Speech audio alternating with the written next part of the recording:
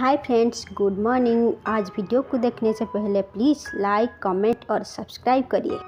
आज देखेंगे भवानी काकू कहेगी पाखी तुम कमरे में चाय नहीं। पाखी बोलेगी कि हाँ काकू मुझे टाइम नहीं मिला क्योंकि मैं अपनी सीवीआर अपडेट कर रही थी। फिर मैं अपनी आई बाबा को कॉल कर रही थी क्योंकि मैं 2-4 दिन में अपने घर जा रही हूँ ना, इसलिए जब तक मेरी जॉब नहीं लगती तब तक। शिवानी बुआ कहती है पाखी तुम भागी भागी से क्यों घूम रही हो?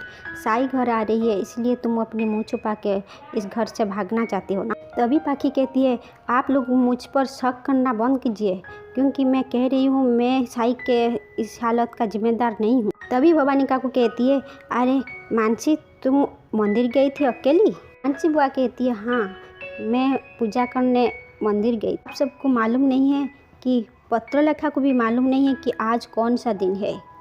आज तुम्हारी शादी की 1 महीना पूरी हो गई। पाखी मन ही मन सोच रही है आज के दिन कैसे मैं भूल गई। आज के दिन तो मैं अपनी बर्बादी का रेखा खींची थी, मैं भूल गया। करिश्मा कहती है आज का दिन पाखी भाभी को याद कैसे रहेगा। 1 साल से शादी का सुख मिला ही क्या जिंदगी में, अकेली है जो। मानसी बुआ कहती है मुझे क्या बेटा का सुख मिला है, पर इसका मतलब यह नहीं कि मैं उसका सालगिरह भूल जाऊं। मैं अपनी बेटे को अभी भी याद करती हूँ। पाखी कहती है आई मैं झूठी उम्मीद नहीं बांधती हूँ, मैं ये आपको कह रही हूँ कि आप भी झूठी उम्मीद मत बांधिए। आपका बेटा मुझे 2 दिन बाद ही छोड़कर चला गया था और इस घर को भी छोड़कर चला गया था। मानसी बुआ कहती है बस करो पाखी बस करो। एक माँ सिर्फ अपनी बेटे की आने की उम्मीद लगाती है, तुम उसको तो मत तोड़ो। अश्विनी काकी कहती है तुम्हें अपनी सास को रुलाने में बहुत मज़ा आती है, तुम इस तरह नेगेटिव बातें कैसे कर लेती हो? पाखी तुम्हें जरा सी भी शर्म नहीं आती? शिवानी बुआ कहती है इसको तो एक मौका मिला था सम्राट को ढूंढने के लिए, विराट तो उसके टिकट भी करवाया था और इसने टिकट को फाड़ दिए क्योंकि इसलिए कि विराट साई को उसके साथ ले रहा था। अरे इसको तो सम्राट को ढूंढना नहीं विराट के साथ घूमने का मन है। मानसी बुआ कहती है पाखी तुम अभी भी सम्राट को ढूंढ सकते। पाखी कहती है नहीं आई बिल्कुल भी नहीं, मैं सम्राट को ढूंढने कहीं भी नहीं जाऊँगी। मैं छुट्टी उम्मीद क्यों बांधूँ, सम्राट को आना होता तो आ चुका होता। अश्विनी काकू कहती है अगर तुम सम्राट को ढूंढने नहीं जा सका, उसकी ज़िंदगी में कोई मतलब नहीं है तो दूसरे की ज़िंदगी में तुम्हें कोई मतलब नहीं रहना चाहिए। अगर विराट और साई में लड़ाई होती है, उनमें दूरियाँ आती है तो होने दो, तुम क्यों बीच में? बाकी कहती है आप हर बात में मुझे क्यों दोष देना चाहते हैं? अश्विनी काकू आपको क्या लगता है आज जो हालत है साई की उसके जिम्मेदार मैं हूँ? मैंने कहा था कि साई को घर छोड़कर चले जाए, या मैंने कहा था कि अजिंक्य के साथ किसी भी तरह बात करें? पीछे से विराट और साई आ जाते हैं और साई कहती है आई मैं आ गई। निनाद दादा कहते साई तुम ठीक हो ना? आई कहती है हाँ बाबा मैं बिल्कुल ठीक ही हूँ और जिंदा भी हूँ, मरी नहीं।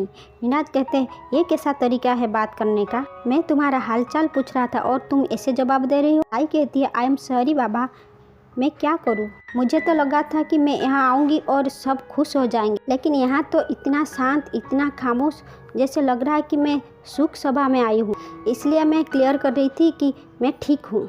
और पाखी दीदी आप इतनी ऊंची आवाज़ में आई से क्या बात कर रही थी? मेरे आते ही चुप हो गई और मुझे ये समझ में नहीं आ रहा था यहाँ क्या हो रहा था। आई कहती है तुम मेरे पहले गले लग, इतना मत सोच, तू आ गई इससे बड़ी बात और कोई नहीं। करिश्मा तुम आरती की थाली लेकर आओ। मम्मी काकू पूछते हैं साई तुम्हें कुछ तकलीफ तो नहीं है ना? साई कहती है नहीं काका मैं बिल्कुल ठीक हूँ, बस चलने की थोड़ी तकलीफ होती है। भवानी काकू करिश्मा से आरती की थाल ले जाती है। भवानी काकू कहती है तुम आ गई इस बात का मुझे बहुत खुश है, और विराट तुम इसके साथ आ। विराट कहता है मैं साई के साथ क्यों आ जाऊँ? साई तो अकेले में अपनी ज़िंदगी के मौत लड़कर आई है, मैं क्यों जाऊँ? भवानी काकू कहती है क्योंकि पति पत्नी सुख दुख के साथी होती है इसलिए। काकू बड़े प्यार से साई का टिक्का करती है। साई और विराट दोनों की आरती उतारती है। साई बहुत इमोशनल हो जाती है और भवानी काकू की गले लग जाती है। कहती है आपने तो मुझे सरप्राइज कर दिया। अरे सरप्राइज तो मैं हो गई, अगर बाहर वाले देख लेते तो क्या बोलते, मैंने अपनी छोटी बहू को मारा। विराट कहता है आप ऐसे सोच कैसे सकते हैं काकू? तभी भवानी काकू कहती है मुझे सोचना पड़ता है क्योंकि मैं घर की मुखिया जो हूँ, इस घर की मालकिन भी हूँ। साई कहती है आपकी किसी भी बात का मुझे बुरा नहीं लगा कि आप मेरे साथ रहकर मेरे जैसे हो गए हैं। दिल में जो आता है मुंह पर बोल देते हैं। मीना दादा कहते हैं साई तुम बल्कि सरप्राइज नहीं शक दिया था।